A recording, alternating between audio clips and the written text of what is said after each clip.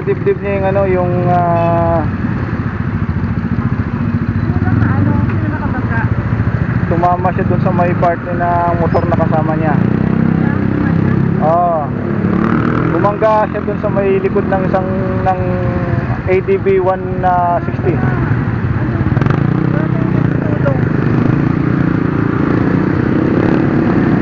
Sa dibdib. Tumama sa dibdib niya. Yung sa ano ng motor niya, tumama sa kanyang dibdib.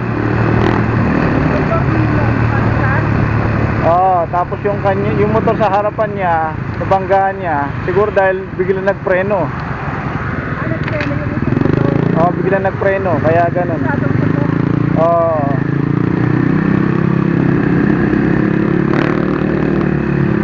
Kaya tumama sa dibdib niya yung ano, dahil sa masakit.